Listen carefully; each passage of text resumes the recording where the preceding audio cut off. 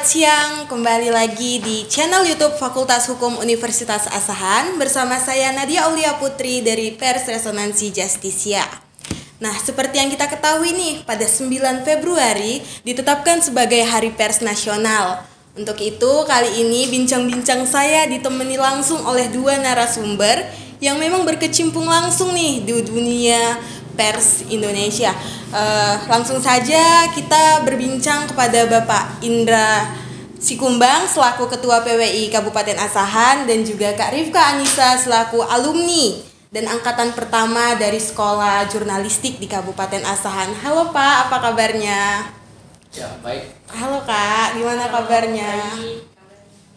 Jangan lemes-lemes dong Pak, jangan lemes Kak. Ya kita tahu ini cuaca memang sedikit mendung ya kan. Dan walaupun di cuaca yang mendung seperti ini, kita harus tetap semangat nih, melempar senyuman ke sana ke sini. Jadi gini nih, kita tahu ini kan Kak, kita tahu Pak bahwa 9 Februari itu diperingati sebagai Hari Pers Nasional. Nah, Bapak sendiri sebagai Ketua PWI Kabupaten Asahan nih, tentunya sudah banyak melakukan perjalanan ke sana ke sini, sudah banyak mendapatkan pengalaman ke sana ke sini. Nah, untuk menjadi seorang Ketua PWI Kabupaten Asahan, Pak, itu apakah jabatan yang berat yang Bapak tempuh selama ini, atau apa cara-cara Bapak atau pengalaman-pengalaman yang sudah Bapak lakukan sebelum Bapak menduduki jabatan seperti sekarang ini, Pak? Boleh sharing sama kita, Pak? Oke, terima kasih Kak Nadia ya. Iya. Jadi kalau bicara organisasi di Persatuan Wartawan Indonesia PWI Asahan, tentunya saya dulunya sih ya wartawan biasa. Jadi dalam PWI itu kalau ingin masuk organisasi PWI ada mekanisme yang harus dilalui. Ya. Pertama dia harus mendaftarkan diri. Mendaftarkan diri itu harus dibuka dulu oleh PWI-nya sendiri. Nah, kemudian syarat-syarat yang harus dilalui ada berapa berkas. Tapi berkas yang paling agak sulit sih masuk PWI itu adalah sertifikat kompetensi. Kemudian ada rekomendasi dari redaksi. Setelah kita daftar dengan berkas-berkas yang lain, setelah itu kita daftarkan, kita akan diuji kembali, diuji secara tertulis.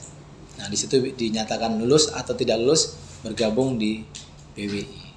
Setelah lulus, dia di mana dia? Misalnya di Asahan, dia akan ditempatkan di Asahan. Dia masih anggota muda namanya. Setelah anggota muda, ada tingkatan lagi kami, namanya anggota biasa. Itu jenjangnya 2 tahun. Setelah 2 tahun bisa boleh naik, kayak sekolah naik kelas tiap tahun. Kalau kita 2 tahun sekali boleh naik atau boleh naik semester. Nah, itu ujian lagi. Ya, ujian itu kan bisa lulus bisa tidak. Nah, bisa lulus bisa tidak juga dia meskipun dia sudah menjadi anggota PWI. Nah, setelah itu jadi anggota biasa barulah hak dan kewajibannya sama, dipilih dan memilih. Oh. Jadi ini kan Pak, Bapak ini seorang jurnalis. Sebelumnya itu Pak, apa sih yang melatari Bapak ingin menjadi seorang jurnalis? Apakah kemauan sendiri atau ada dorongan-dorongan dari orang-orang luar Pak? Seperti orang tua Bapak atau teman-teman sekitar Bapak seperti itu?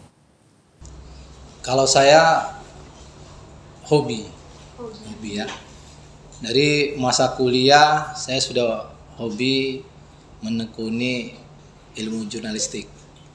Kalau dulu kan kita tanpa gadget sih. Ya, dulu saya bertanggung jawab mading kampus. Lama-lama kok enak gitu ya. Kita sering komunikasi dengan kawan-kawan mahasiswa. Kita tampilkan karya-karyanya, karya saya juga saya tampilkan. Nah, lama-kelamaan ya kita tekuni ilmu jurnalistik. Sehingga begitu tamat ternyata enak gitu jadi seorang jurnalis, jadi orang wartawan lah, kami sebutkan wartawan.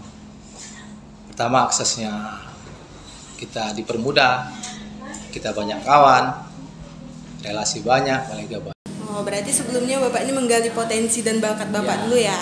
Di mana Bapak menyenangi hal itu terus langsung Bapak kembangin. Nah, jadi Pak, kan Bapak menggali potensi Bapak nih, menggali bakat Bapak. Oh, memang sukanya di sini nih. Oh, memang terjunnya harusnya ke dunia ini, seperti itu kan, Pak. Selama menjadi seorang jurnalis nih, Pak, kita tahu apalagi di jabatan Bapak sebagai ketua PWI itu bukanlah hal yang mudah gitu kan, Pak. Selama menjadi seorang jurnalis, apa nih hal-hal yang udah dilewati, baik itu hal pengalaman yang buruknya ataupun yang baiknya, Pak? Tentunya kan tidak berjalan mulus begitu saja ya kan, Pak? Jadi setiap profesi pasti kita memiliki pengalaman yang enak, yang buruk, profesi apapun dia. Misalnya dokter, ya, pasti ada hal-hal yang pernah dijalannya yang tidak enak. Dan profesi lainnya. Kalau kita sudah menentukan kita sebagai wartawan, itu pasti kita ada tunangan kita. Tunangan kita itu pasti ada intimidasi, ada teror gitu kan. Namanya kita kan menginformasikan hal yang benar. Kadang hal yang benar ini kita sampaikan belum tentu orang suka gitu. Nah, kalau terkait dengan pengalaman sih ya kita pernah. Saya pribadi saya pernah diintimidasi dengan lembaga negara atau aparat lah. Terkait saya menulis tentang maraknya perjudian waktu itu. Ya, kita hadapi aja gitu, nggak masalah gitu. Selagi tulisan kita itu benar, memenuhi unsur, kita nggak takut. Tapi kalau kita mengada-ngada, ya kita salah. Sebagai wartawan salah. Kalau zaman sekarang istilahnya berita hoax gitu kan. Berita hoax lah berarti. Ya. Kalau manisnya sih sebenarnya manis jadi wartawan. Apalagi kalau sudah banyak karya-karya yang kita ciptakan, orang akan kenal dengan tulisan kita. Tentunya menambah relasi juga ya kan, Pak, kesana kesini banyak temannya juga. Oke, Pak, seperti yang udah diketahui nih kan, Pak, 9 Februari itu diperingati sebagai Hari Pers Nasional. Terus apa sih, Pak, yang melatar belakangi kenapa pada tanggal 9 Februari itu ditetapkan sebagai Hari Pers Nasional? Tentunya kan ada nih perjalanan-perjalanan, oh tanggal segini ditetapin sebagai Hari Pers Nasional gitu. Boleh ceritakan sedikit sejarahnya, Pak? Jadi yang saya ketahui ya, karena kan Hari Pers Nasional itu sudah mengalahi umur saya pula kan. Jadi saat itu masa Orde Baru itu pemerintah dengan insan pers ingin ingin membuat hari raya wartawan lah gitu kan, Hari Pers Nasional.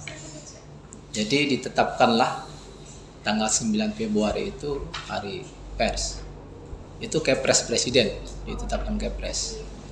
Nah, sampai sekarang lah itu diberlakukan.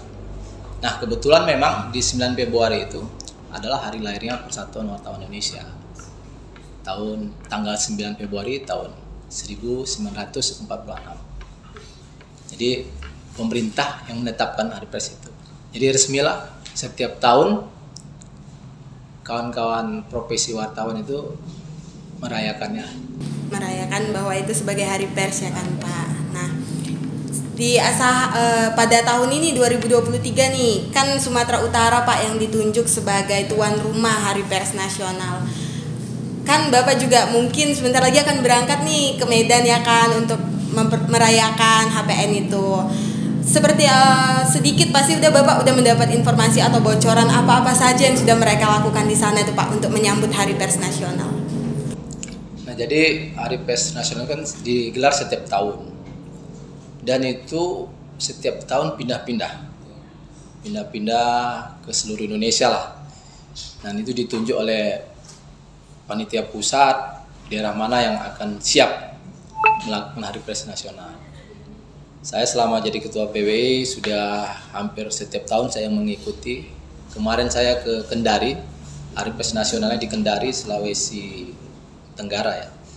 Kemudian sebelumnya di Kalimantan Selatan, pernah waktu masa Covid kita di Jakarta, pernah di Batam, pernah di Padang. Pokoknya kita keliling Indonesia.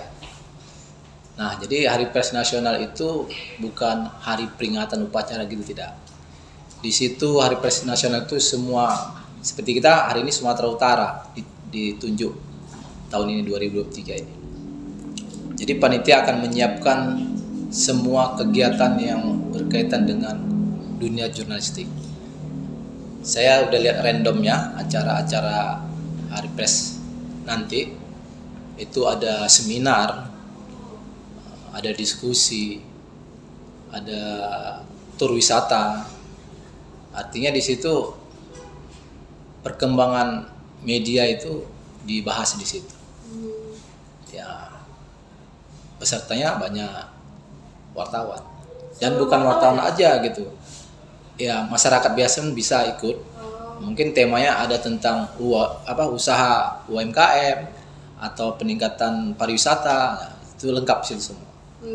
Artinya dari tanggal 7 sampai 12 kita diisi acara di Medan. Jadi selain wartawan ada masyarakat juga yang mempunyai usaha gitu ya kan Pak. Jadi tidak meluluh mengenai wartawan. Sesuai temanya ya, tema yang dibahas. Terus Pak, dalam rangka memperingati Hari Pers nih kan, selain sebagai jembatan informasi, apa pandangan Bapak terhadap pers yang ada di Sumatera Utara ini, khususnya yang ada di Kabupaten Asahan Pak?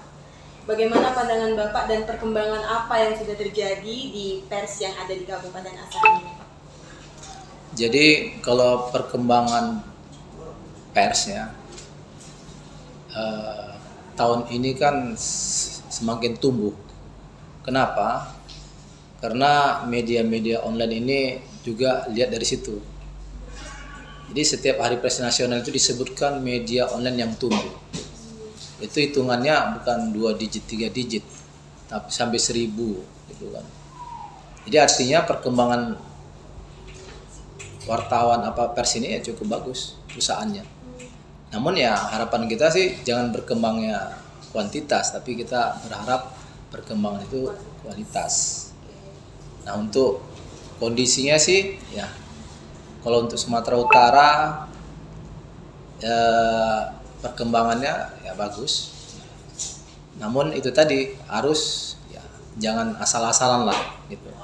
Karena kita ada 2 kitab yang kita pegang, Undang-Undang Pers nomor 40 tahun 99 dan kitab satu lagi kode etik.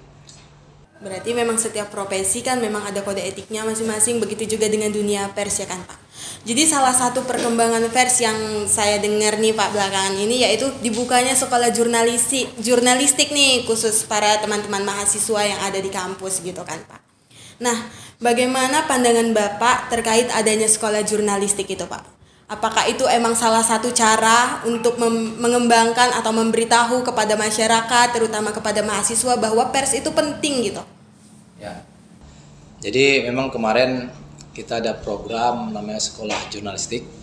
Memang target kita pesertanya mahasiswa. Kita anggap mahasiswa itu kan intelektual. Jadi apa yang disampaikan pasti dipahami gitu ya. Nah, tujuan kita buat sekolah jurnalistik kemarin, satu intinya kita memperkenalkan apa itu bentuk wartawan itu, siapa dia, apa tugas dia. Nah, kemudian kalau sudah kita perkenalkan, kita juga perkenalkan cara bertugas, sehingga mereka pahamlah wartawan itu begini cara kerjanya. Dan dilindungi oleh undang-undang. Buat karya itu tidak asal-asalan. Nah, jadi sehingga secara otomatis kan kalau adik-adik mahasiswa ini sudah paham tentang jurnalistik, tentunya mereka ini akan pengganti-pengganti kami. Sehingga kan kami yang melahirkan gitu ya. Ya kami harap mereka lebih profesional dari kita. Karena yang kita sampaikan itu adalah hal yang benar, tidak menyala-nyala. Jadi sesuai dengan kaidah-kaidah jurnalistik lah. Nah, Kak Rifka nih sebagai alumni pertama sekolah jurnalistik di Kabupaten Asahan ya kan. Bagaimana sih Kak tips dan trik Kakak bisa masuk nih bergabung langsung di sekolah jurnalistik yang memang baru dibuat gitu loh di Kabupaten Asahan. Kan Kakak juga sebagai alumni angkatan pertama. Gimana? Nah, oke, terima kasih kepada Nadia. Nah, jadi sebenarnya saya memang pada dasarnya kan kita ini mahasiswa hukum ya, tapi bisa masuk ke dalam dunia jurnalistik gitu kan. Kebetulan Dinas Kominfo pada tahun 2022 kemarin membuka sekolah jurnalistik yang memang dinaungi oleh PWI gitu. Jadi kebetulan kemarin saya didaftarkan oleh UNA, Biro Rektor UNA untuk mengikuti sekolah jurnalistik mewakili Fakultas Hukum. Sebenarnya untuk kuota UNA kemarin itu ada 10 orang ya, karena setiap fakultas kan dia 2 orang. Kemudian saya mengikuti ini, awalnya saya berpikir gitu kan, kenapa saya harus masuk jurnalistik gitu? Karena kan memang saya anak hukum gitu, nggak nyambung gitu kan. Kemudian saya berpikir, kalau di dunia zaman sekarang kita nggak harus berpaku pada satu bidang, satu tujuan, namun kita harus punya hard skill dan soft skill gitu. Artinya bagaimana? Bagaimana saya bisa memanfaatkan peluang dan kesempatan ini agar bisa menjadi wawasan, kemudian menambah jendela relasi saya untuk kedepannya gitu. Kita kan nggak pernah tahu nih bakal jadi apa gitu. Nah, kemudian saya mengikuti sekolah jurnalistik ini selama 1 bulan. Kemudian 1 bulan itu 1 minggunya ada 2 kali pertemuan. Jadi total pertemuan itu ada 8 dan 8 materi. Memang dari materi-materi itu memang yang disampaikan oleh pihak PW itu adalah dasar-dasar dan teori-teori dasarnya bagaimana menjadi seorang jurnalis yang profesional.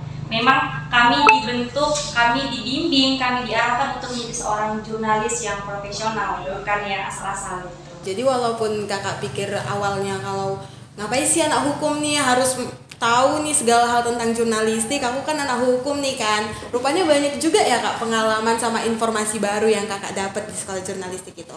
Nah benar, jadi kalau anak hukum itu kan juga harus up to date ya kan? Ya kepo. Iya kepo gitu sebenarnya.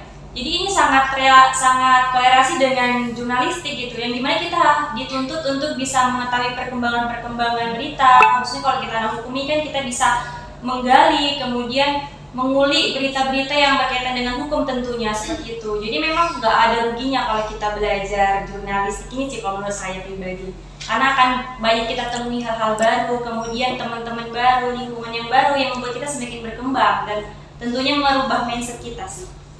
Jadi Pak, kan sesuai yang dibilang Kak Rifka, memang menambah pengalaman, menambah informasi baru dan ilmu baru gitu. Apalagi terkhususnya untuk mahasiswa Fakultas Hukum tuh kan. Mahasiswa Fakultas Hukum tuh biasa kan kepo-kepo nih ya kan, mau tahu semua berita-berita yang ada gitu.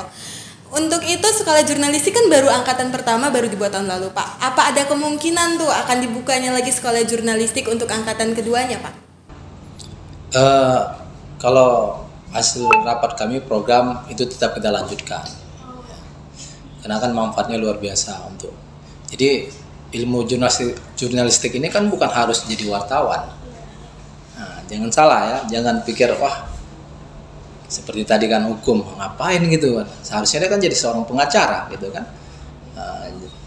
Kenapa belajar ilmu jurnalistik? Ilmu jurnal ini kan jurnal. Berarti kita kan menjurnal setiap hari. Jadi jurnalistik itu kan pendidikan. Artinya ya kami dari Persatuan Wartawan Indonesia akan kita buat terus. Ya. Mungkin ya semalam itu memang perdana ya. Kita ternyata antusiasnya cukup banyak. Ya kalau kita cari khusus mahasiswa ilmu komunikasi di Asan kan tidak ada gitu kan. Nah, kita anggap semua mahasiswa sini calon-calon wartawan juga gitu kan. Jadi tetaplah kita lakukan selagi ya anggaran kami masih ada. Anggaran masih ada gitu ya Pak. Jadi ini untuk teman-teman ya kan Kak, seharusnya mereka kalau ada dibuka nih angkatan kedua ayo masuk gitu kan banyak pengalaman dan ilmu baru ya kan Kak. Tapi seperti yang kita ketahui Kak Rifka ini ada di semester 3 nih Fakultas Hukum. Kakak itu ribet nggak sih membagi waktu antara perkuliahan kakak sendiri sama sekolah jurnalistik itu? Apakah itu mengganggu? Kalau seperti yang kita tahu kan nih, kalau kuliah tuh banyak nih tugasnya. Biasa mahasiswa aduh pusing, stres, suruh nyari jurnal, suruh nge-review ini, banyak tugas lagi dari dosen gitu ya kan Pak. Jadi menurut kakak selama kakak sekolah jurnalistik, terus selama kakak kuliah gitu kan, apakah itu mengganggu Kak? Nah, jadi gini, kalau di sekolah jurnalistik kemarin tuh kan saya sempat berpikir juga nih, kira-kira ini mengganggu perkuliahan saya nggak ya? Mengganggu schedule saya nggak ya di Fakultas Hukum gitu kan? Ya enggak jawabannya, karena apa? Memang saya sangat berterima kasih kepada pihak PWI karena mereka memberikan jadwal itu di hari weekend. Yang dimana kan kalau kita anak reguler itu memang seyogianya itu berkuliah dari Senin sampai Jumat ya. Jadi memang kemarin sekolah jurnalistik jadwalnya itu setiap hari Sabtu dan Minggu, setiap Sabtu Minggu sampai full 1 bulan seperti itu. Jadi memang nggak mengganggu sih, kalaupun mengganggu dia ya kita prioritaskan dulu untuk hari ini sekolah jurnalistik, tugasnya nanti bisa kita cancel untuk malam atau besok gitu. Kemudian untuk jadwalnya itu dia satu hari itu cuma 4 jam, kurang lebih seperti itu, karena dia ada 2 sesi.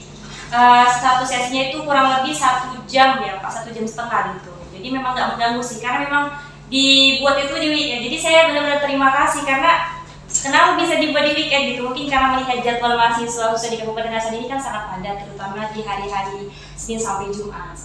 Jadi tidak mengganggu sama sekali. Para PWI juga mengetahui ya kan Pak, bahwa mahasiswa itu harus ya mengerjakan tugasnya juga gitu, nggak mungkin juga diganggu sama sekolah jurnalistik ini gitu. Tentunya kan kami menggelar sekolah jurnalistik, kami sudah lihat ke depan. Iya.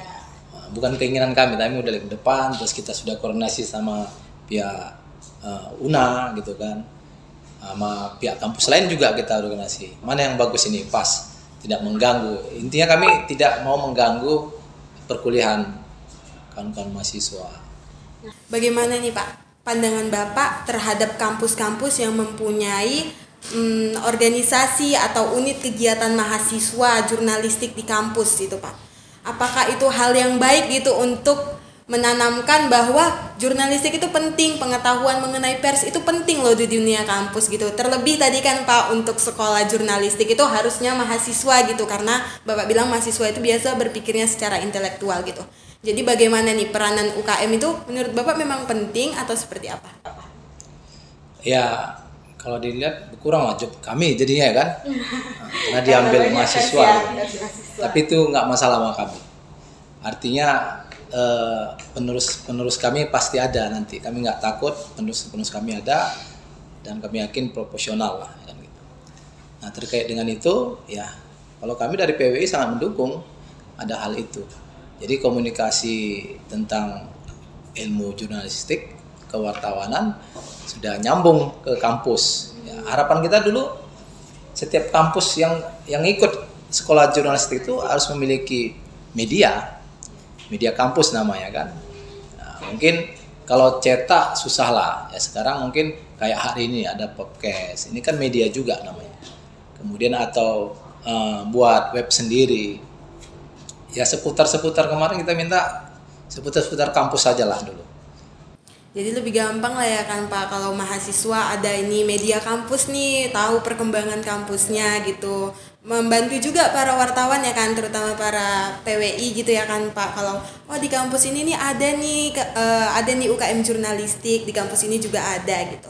Terus Pak, apakah UKM jurnalistik ini bisa menjadi resmi itu harus adanya izin atau pengesahan dulu dari pihak PWI atau bagaimana Pak? Kalau di PWI nggak apalah ada pengesahannya sih. Ya mungkin dari kampusnya sendirilah ya.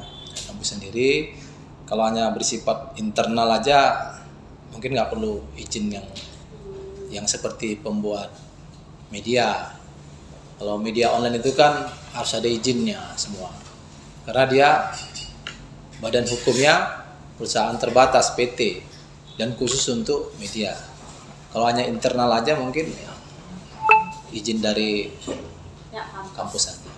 Jadi kan Pak itu izin dari pihak kampus. Tapi boleh nih kan Pak UKM jurnalistik ini kerjasama langsung oleh pihak PWI gitu. Karena kan di jurnalistik ini kita juga membutuhkan bimbingan dan banyak info gitu kan Pak.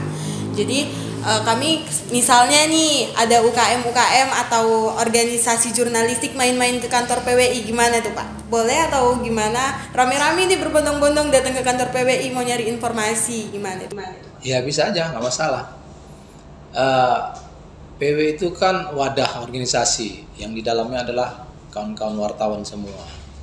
Dan saran saya sih jangan ke kantor PWI aja, tapi ke dapurnya media. Biar kalian tahu bagaimana proses karya tulis itu, berita itu diproduksi. Kalau kita kan pembinaan oknum ya gitu. Nah, saya sekali ke perusahaan persnya kalian datang. Apa yang terjadi di perusahaan pers itu? Jadi ibarat terjun langsung lah ya kan Pak ke lapangan gitu, nggak cuman sekedar di dunia kampus aja, karena kan anak jurnalis perlu banyak informasi. Terus Pak, apa nih pesan dan kesan Bapak untuk mahasiswa terutama mahasiswa di fakultas-fakultas dan di universitas yang ada, bagaimana mereka bisa tahu atau peka nih terhadap bahwa pers itu penting loh, bahwa dengan kita mengetahui pers kita bisa mengetahui banyak informasi gitu. Apa nih Pak, bagaimana pesan dan berikan sedikit tips dan triknya biar mereka peka nih terhadap dunia pers Pak? Jadi kan kita ini zaman sekarang secara tidak langsung kita sudah menjalani ilmu jurnalistik itu. Contoh, kita buat status di media sosial kita, itu kan rangkaian kata. Nah, itu kan sudah bagian dari penulisan. Kemudian kita tampilkan sebuah foto. Foto itu kan bagian dari ilmu jurnalistik juga. Tapi tinggal mulai saja ya bagaimana cara, nggak boleh mana foto yang boleh, mana bahasa yang nggak boleh. Kalau sudah paham ilmu jurnalistik, ya seperti mereka juga semalam, ya, setiap ada kegiatan posting aja dengan ilmu yang kalian ketahui. Kawan-kawan akan lihat ini bahasa-bahasanya bahasa jurnalistik gitu kan. Nah, tentunya tadi apa ya harapannya? Ya, kepada para mahasiswa nih Pak agar peka terhadap pers, dunia pers. Ya betul. Jadi kalau kita menguasai informasi, kita menguasai dunia. Tapi menguasai informasi yang benar gitu ya, jangan yang awal gitu. Nanti akan kacau dunia itu kan. Nah, jadi adik-adik mahasiswa ya harus peka informasi. Karena kalau kita duluan tahu informasi, kita yang hebatnya. Jadi ilmu komunikasi itu sebenarnya segala ilmu. Dari situlah kita bisa memahami ya, ilmu yang ada lainnya. Jadi dari situ mahasiswa bahwa dengan kalian memposting nih sesuatu di sosmed kalian itu udah termasuk dari ranah dunia pers ya kan Pak. Tapi kan kita tahu nih Pak, banyak nih mahasiswa yang memposting sesuka-sukanya, bahkan ada yang mencemarkan nama baik, ada yang melakukan tindakan-tindakan yang tidak seharusnya gitu, tersebar di media sosial. Jadi mereka itu sebenarnya harus peka terhadap dunia pers dan harus memahami kode etiknya juga nggak sih Pak? Kalau mereka mungkin kena di undang-undang IT-nya, undang-undang IT-nya, makanya undang-undang IT itu kan agak kejam juga sama kami, kadang-kadang dikenakan juga sama kami, tapi sekarang tidak gitu kan. Nah, jadi buat adik mahasiswa juga, ya kalau yang kayak alumni mungkin sudah paham ya mana yang boleh, mana yang tidak boleh, sudah kami kasih tahu mereka. Nah, hati-hati, selain mereka kan belum perlu kali undang-undang pers, mereka mungkin dijerat di undang-undang IT. Makanya yang belum paham tentang jurnalistik ya belajar di UMKM ya apa namanya? UKM di hukum ya. Kegiatan mahasiswa hukum. Itu kan terkait dengan jurnalistik kan kita ya. Di situ bergabung. Kalau kita paham kan pasti kesalahan bisa kita perbaiki, kita minim. Tapi kalau nggak tahu nabrak tembok aja kan gitu. Kadang kan mahasiswa juga ada yang nggak mau tahu jadi mereka itu nggak peka tuh Pak sama dunia pers gitu kan, bisa memposting suka-suka hatinya gitu. Nah untuk Kak Rifka nih sebagai alumni angkatan pertama di sekolah jurnalistik, boleh kasih nggak sih Kak sedikit motivasi kepada teman-teman mahasiswa kalau dunia pers itu penting untuk kalian gitu, jadi nggak sekedar asal-asalan memposting atau asal-asalan menyebarkan berita yang memang tidak benar gitu. Jadi buat teman-teman di luar sana, saya yang pertama pengen ngajak kalian dulu gimana kalian membuka pikiran, pola pikir, mindset kalian, supaya kan kalau walaupun anak hukum ataupun apapun itu, kalian tidak boleh berfokus pada satu tujuan itu. Artinya apa? Kita nggak pernah tahu basic ataupun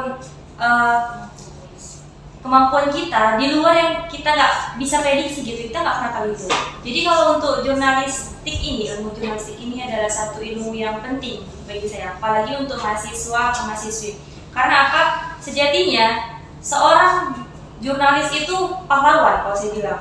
Jadi kita nggak harus perang atau gimana. Artinya apa? Kita menyampaikan kebenaran kepada orang lain. Kita sebagai penyambung lidah bagi mereka. Jadi memang keberadaan kita ini sangat penting, apalagi tengah masyarakat gitu kan.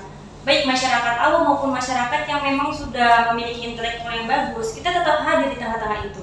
Artinya apa? Kita nggak harus mungkin kalau kita berkontribusi untuk negara itu ya mungkin kita melalui informasi ya Pak, melalui jurnalistik ini, karena kita sebagai penyambung lidah, kita yang membawa kebenaran. Jadi kalau nggak ada jurnalis, nggak ada jurnalistik, gimana coba perkembangan informasi khususnya yang ada di Indonesia ini, seperti itu. Jadi kalau untuk teman-teman mahasiswa, saya mengajak kalian, kalau jurnalistik itu sebenarnya ilmu yang menarik, terus dia unik, kemudian dia juga selalu terdepan menurut saya. Jadi teman-teman, ayo kita belajar jurnalistik, ayo kita peka terhadap pers, ayo kita peka terhadap kebenaran-kebenaran yang harus kita sampaikan, yang harus kita sebarkan kepada orang lain, seperti itu.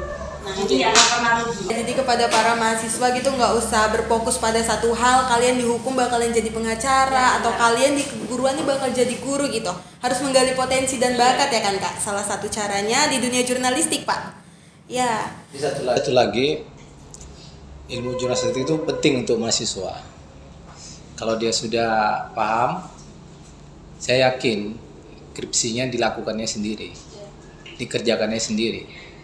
Udah banyak informasi masuk ya kan Pak. Artinya dia sudah pandai menulis. Ya. Sama juga kita penelitian. Kalau dia tidak tahu ilmu jurnalistik itu tadi, pasti aku yakin juga skripsinya pasti ditempahkan gitu. Jadi banggalah atau senanglah ya kalau mahasiswa itu paham dan pernah mengikuti ilmu jurnalistik. Saya yakin akan membantu dia ketika nyusun skripsinya.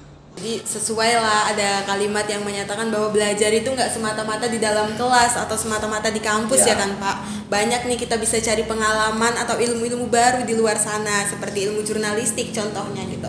Banyak pengalaman yang didapat oleh Kak Rifka Anissa sebagai alumni pertama di sekolah jurnalistik, pengalaman juga yang didapat oleh Bapak Indra Sikumbang selaku ketua PWI ya kan. Sebelum menjadi ketua tuh banyak rintangan-rintangan yang memang udah dilewati seperti itu.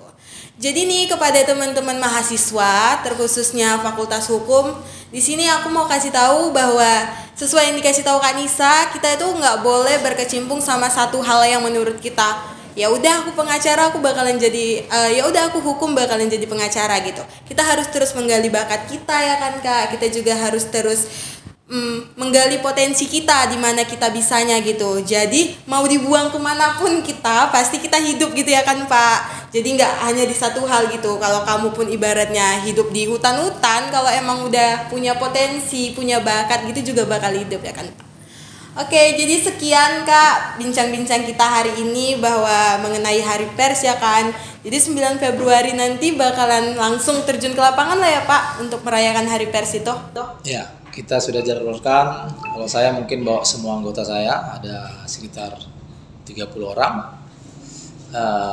Mungkin kami tanggal 8 sampai tanggal 10. Dengan kegiatan-kegiatan bersama masyarakat dan wartawan lainnya gitu Pak. Akan menghadiri sana. Baik, terima kasih Bapak selaku Ketua PWI Kabupaten Asahan. Terima kasih Kak Rifka Anissa udah ngasih ilmu baru nih kepada kami ya kan, kepada teman-teman sekalian mengenai dunia pers itu penting gitu di dunia, terutama di dunia kampus juga, bahwa mahasiswa itu harus tahu mengenai pers.